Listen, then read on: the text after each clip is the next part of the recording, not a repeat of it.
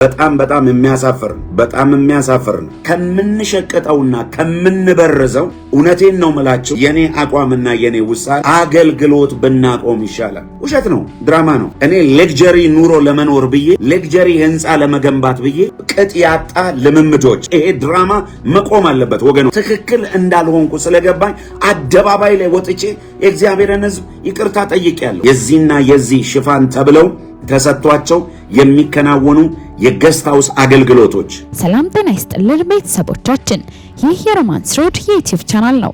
በቻናላችን አዳዲስና ወቅታዊ ትኩስ መረጃዎችን ይዘንላችሁ መጥተናል። እስከ መረጃው ፍጻሜ አብራችሁን ቆዩ። ቻናላችንን ሰብስክራይብ ያላደረጋችሁ ሰብስክራይብ በማድረግና የደወል ምልክቷን በመጫን አዳዲስ መረጃዎችን በፍጥነት ያገኙ። ቪዲዮአችንን ለሌሎች ሼር በማድረግ ቤተሰባዊነቱን ያጠናክሩ። አባቶቻችን ሐዋርያት፣ ነቢያት ወደ ሄዱበት እውነተኛውና ትክክለኛ የቃሉ መንገድ ልንመለስ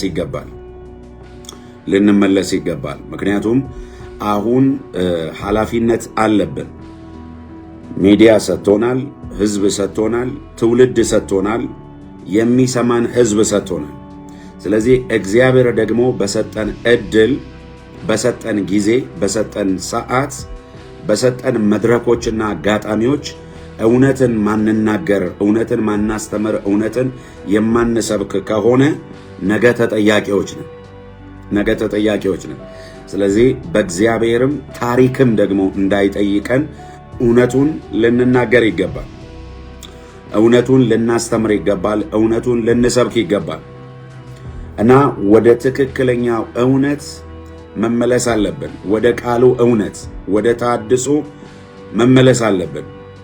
በተለይ አገልጋዮች፣ የኢትዮጵያና የኤርትራ አገልጋዮች ትክክለኛ ታድሶ ያስፈልገናል።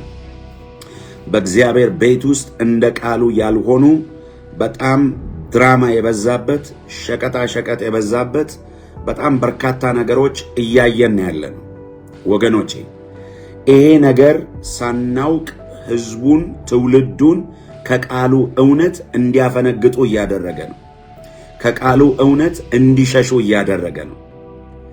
ክርስትናን አቅልለው እንዲያዩ፣ አገልግሎትን አቅልለው እንዲያዩ እያደረገ ነው ያለው እና ትክክል እንዳልሆነ እያወቃችሁ እየገባችሁ ትላንትና በልጅነት ዘመን የሌለን ማንነት ዛሬ ላይ በማምጣት በወንጌሉ ላይ አላስፈላጊ ነገር እያደረጋችሁ ያላችሁ ሰዎች ውስጣችሁ ትክክል እንዳልሆነ ታውቁታላችሁ፣ ትረዳላችሁ።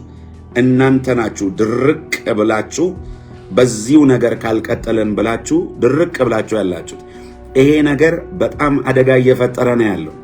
እኔ የሚገርም ነገር ነው። አሁን ሰሞኑን የሚገርማችሁ በሳውዝ አፍሪካ የተለያዩ አይነት ከተማዎች ላይ ተዘዋውሬ ሳገለግል አንዳንድ የቤተ ክርስቲያን መሪዎች፣ ሽማግሌዎች፣ አገልጋዮች፣ መጋቢዎች የነገሩኝ ነገር በጣም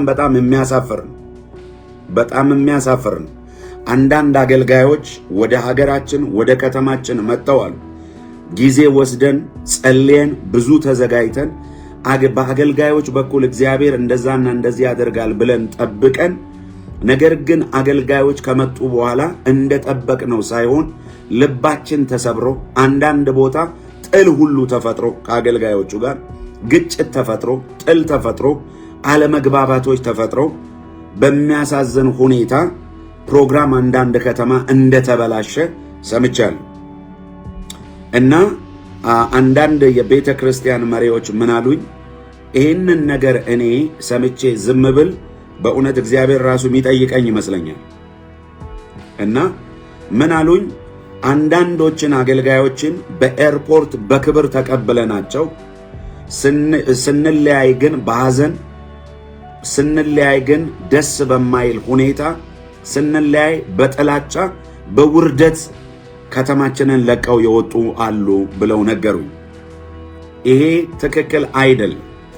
ይሄም ነገር ምንድነው? አላስፈላጊ የሆኑ የገንዘብ አሰባሰብ ሂደቶች። ምክንያቱም አገልጋዩም ሲመጣ የእግዚአብሔርን ሕዝብ እና እግዚአብሔርን ለማገልገል ብለው የሚመጡ በጣም ውስኖች ናቸው አሉኝ ሲነግሩኝ። በጣም ውስኖችና ጥቂቶች ናቸው በጣት የሚቆጠሩ። 99% ትኩረት አድርጎ የሚመጣው ገንዘብ፣ ዘይት፣ ቲሸርት፣ የተለያዩ አይነት ነገሮች በእግዚአብሔር ቤት ውስጥ እንደሚሸጥ፣ ይሄ ነገር ደግሞ ከመደጋገሙ ብዛት የተነሳ ህዝቡ እንደተሰላቸ ኮንፈረንስ የሚባል ነገር መስማት እስኪያስጠላቸው ድረስ፣ ይሄ ወገኖቼ የሚያሳዝን ልብ የሚሰብር ነገር ነው። ለእግዚአብሔር መንግስት ገንዘብ ያስፈልጋል። አዎ፣ ምንም ጥያቄ የለውም፣ ጥርጥርም የለውም ወገኖቼ፣ ምንም ጥያቄም ጥርጥርም የለውም። ነገር ግን አሁን ከወንጌሉ ወጣ እያለን ያለን ወገኖች፣ መመለስ አለብን፣ መታደስ አለብን። ታድሶ መጀመር ያለበት ከአገልጋዮች ነው። ታድሶ መጀመር ያለበት ከአገልጋዮች ነው። እኛ ስንታደስና ወደ ቃሉ እውነት፣ ወደ መንፈሱ እውነት፣ ወደ ትክክለኛ ወደ ቃሉ እውነት፣ ወደ ትክክለኛ መለኮታዊ መንፈሳዊ ልምምዶች ስንመለስ ነው ህዝቡን መመለስ የምንችለው። ስለዚህ አሁን በእግዚአብሔር ቤት ውስጥ እንደ ዶክትሪን እየተቆጠረ የመጡ አንዳንድ ነገሮች አሉ። በኢትዮጵያ ቤተ ክርስቲያን፣ አንዳንድም በኤርትራ ቤተ ክርስቲያኖች ውስጥ፣ አገር ውስጥም ከአገር ውጭም እንደዚህ አይነት ህገወጥ መንፈሳዊ ህገወጥ የሆኑ ነገሮች ከእግዚአብሔር ቤት ከነስር መሰረቱ ተነቅሎ መጥፋት አለበት። በቃ መመለስ አለብን።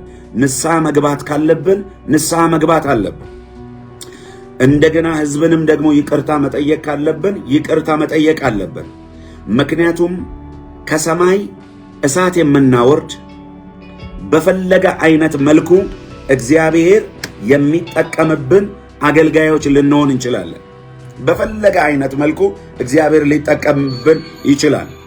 በፈለገ አይነት መልኩ እግዚአብሔር ሊሰራብን ይችላል ወገኖቼ። በፈለገ አይነት መልኩ እግዚአብሔር ሊጠቀምብን ይችላል። በፈለገ አይነት መልኩ እግዚአብሔር ሊሰራብን ይችላል። የተቀባን የተለቀለኩ ሐዋርያ ነኝ፣ ነብይ ነኝ፣ ፓስተር ነኝ፣ ወንጌላዊ ነኝ፣ አስተማሪ ነኝ፣ ዘማሪ ነኝ ልትሉ ትችላላችሁ። ነገር ግን የፈለገ እንቀባ፣ ከሰማይ እሳት እናውርድ፣ ከሰማይ በረዶም ማውርድ፣ እሳትን ማውርድ፣ ምንም አውርድ፣ ነገር ግን እኛ ከእግዚአብሔር ቃል አንበልጥም። አለቅ። እኛ ከእግዚአብሔር ቃል አንበልጥም። የተሰጠን ሐዋርያዊ ስልጣን፣ የተጠራነው ሐዋርያዊ ጥሪ፣ ነቢያዊ ጥሪ፣ መጋቢያዊ ጥሪ፣ አስተማሪያዊ ጥሪ፣ ሰባኪነት ጥሪ፣ የዝማሬ ጥሪ፣ የትኛውም የመንፈስ ቅዱስ ስጦታዎች የተሰጠን የጸጋ ስጦታ አካሉን እንድናገለግልበት ነው። ሕዝቡን በአግባቡና በስርዓቱ እንድናገለግልበት ነው እንጂ የራሳችንን መሻት የራሳችንን ምኞት የምናስፈጽምበት አይደለም። የራሳችንን ፍላጎት የምናስፈጽምበት አይደለም ወንድሞቼና እህቶቼ። ስለዚህ አሁን በጣም የሚያሳፍር አይነት ደረጃ ላይ እየመጣች ነው ያለችው የኢትዮጵያ ቤተ ክርስቲያን አገልጋዮች። በጣም ቅጥ ያጣ ልምምዶች፣ አላስፈላጊ የሆኑ በቤተ ክርስቲያን ውስጥ አሁን እየተከናወኑ ያሉት የሆነ ሽፋን ተሰጥቷቸው የዚህና የዚህ ሽፋን ተብለው ተሰጥቷቸው የሚከናወኑ የገስት ሃውስ አገልግሎቶች፣ በቤተ ክርስቲያን ውስጥ መንፈሳዊ ስም እየተሰጣቸው የሚከናወኑ ማንኛውም ሽያጮች ከእግዚአብሔር ቤት ውስጥ ተነቅለው መሄድ አለባቸው። እነዚህ ነገሮች ለወንጌሉ እንቅፋት ናቸው ወገኖች። ወረድ ብለን ወደ ህዝቡ መግባት አለብን። ወረድ ብለን እስቲ ዝቅ ብለን ወደ ውስጡ ገብተን ስንመለከት፣ ወደ ህዝቡ መካከል ስንመለከት ህዝቡን ከእግዚአብሔር እያራቀው እንጂ ወደ እግዚአብሔር እያቀረበው አይደለም። ወንጌሉ ላይ ከምንሸቃቀጥ አገልግሎት ብናቆም ይሻለናል። እኔ እንደዛ ነው የምመርጠው። ወንጌሉ ላይ ከምሸቅጥ፣ ወንጌሉን ከምበርዝ፣ አባቶቼ ዋጋ የከፈሉለትን ሐዋርያት፣ ነቢያት ዋጋ የከፈሉለትን፣ እናቶቻችን አባቶቻችን የሞቱለት፣ የታሰሩለት፣ የተደበደቡለት፣ ደማቸውን ያፈሰሱለት፣ የተራቡለት፣ የተጠሙለት፣ በብዙ ዋጋ መክፈል እኛ ጋር የደረሰው ወንጌል ከምንሸቅጠውና ከምንበርዘው፣ እውነቴን ነው ምላችሁ፣ የኔ አቋምና የኔ ውሳኔ አገልግሎት ብናቆም ይሻላል። ስለዚህ አሁን የሚመጣው ትውልድ የሚመጣው ጄኔሬሽን አቋራጭ የሚወድ ትውልድ እያመጣ ነው ያለው። አቋራጭ የሚወድ አገልጋይ፣ ዋጋ መክፈል የማይፈልግ፣ በእግዚአብሔር መታመን የማይፈልግ፣ እግዚአብሔርን ማመን የማይፈልግ፣ ስለ ወንጌል እውነት ዋጋ መክፈል የማይፈልግ ትውልድ እየመጣ ነው ያለው። ቢኬርፉል ወገኖቼ፣ መጠንቀቅ አለብን። ታሪክ ይጠይቀናል። አይኖ ይገባኛል። የኛ ማህበረሰብ የኛ ህዝብ ለእውነተኛ ነገር እጁ እንደማይዘረጋ አይኖ አውቃለሁ፣ በደንብ አውቃለሁ። 20 ምናምን ዓመት ኢትዮጵያውያንና ኤርትራውያንን ነው ሳገለግል የኖርኩት። አይኖ ይገባኛል፣ አውቃለሁ።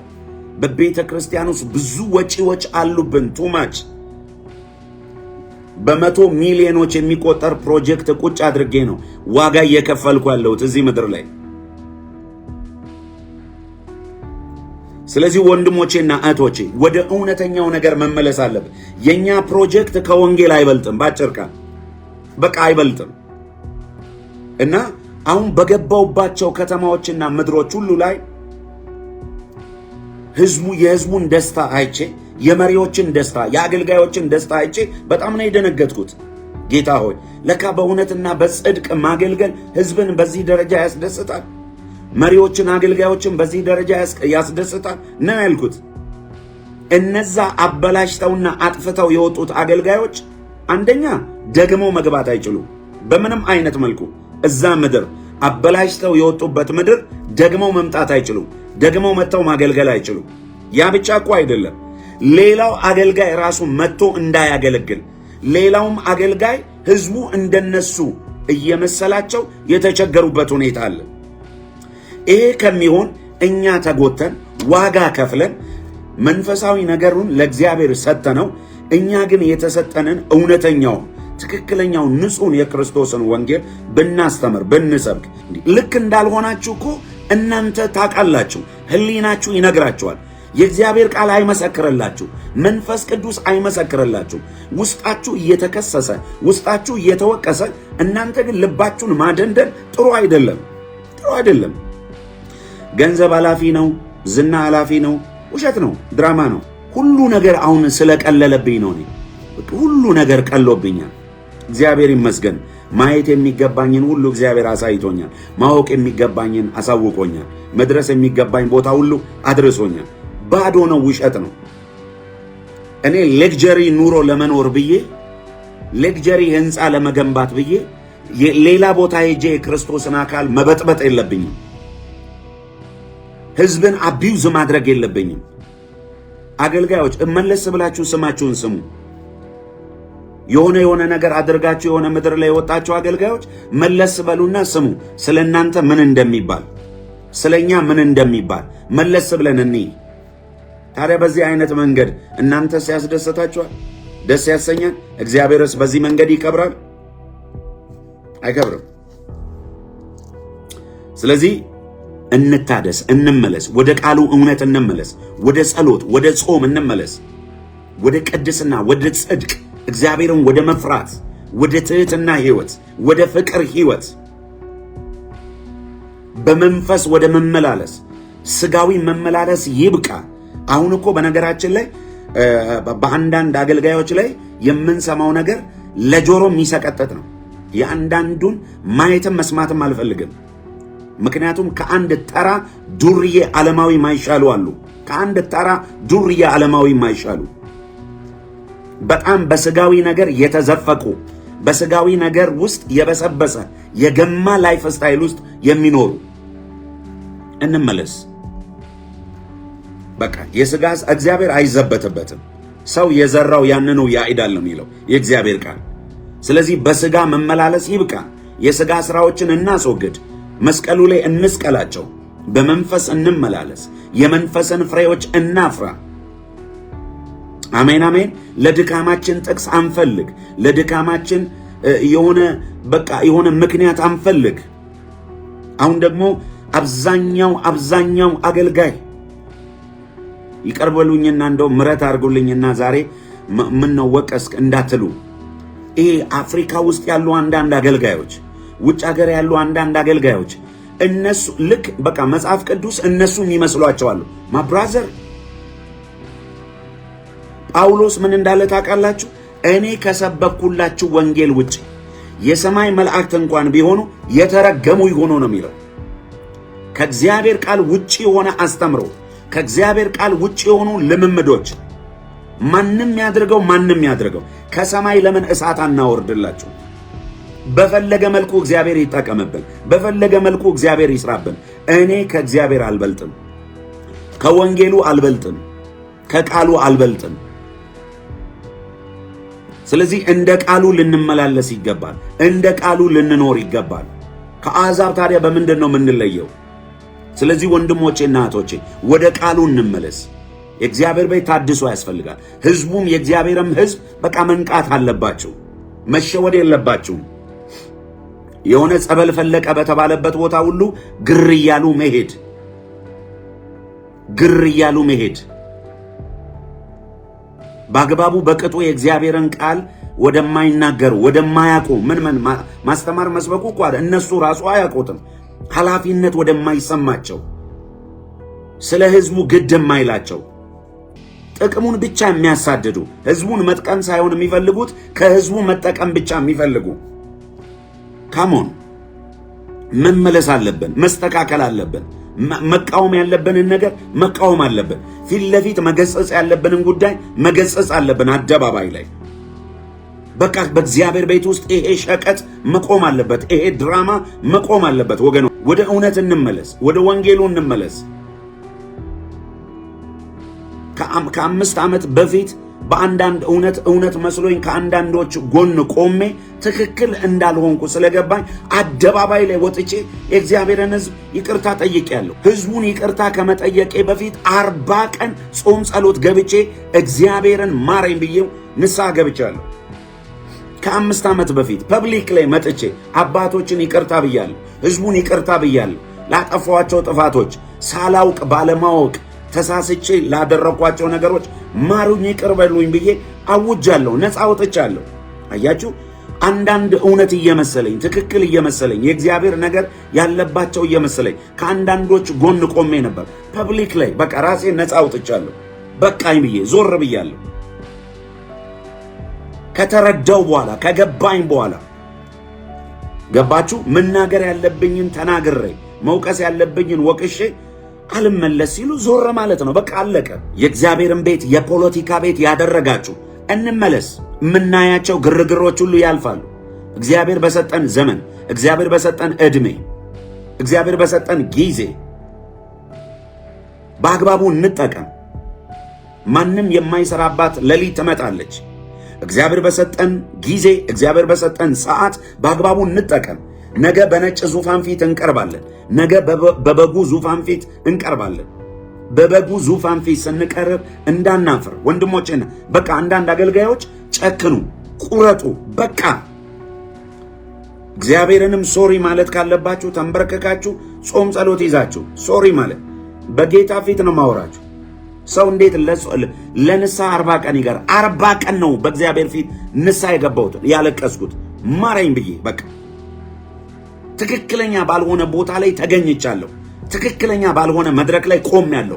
ማረኝ ይቅር በለኝ ብዬ 40 ቀን ጾም ጸሎት ገባሁ። ከዛ በኋላ ፐብሊክ ላይ የዛሬ 5 ዓመት አካባቢ አደባባይ ላይ ወጥቼ ደግሞ ይቅርታ መጠየቅ ባለብኝ ጉዳይ ላይ ህዝቡንም መሪዎችን አባቶችን ይቅርታ ብያለሁ።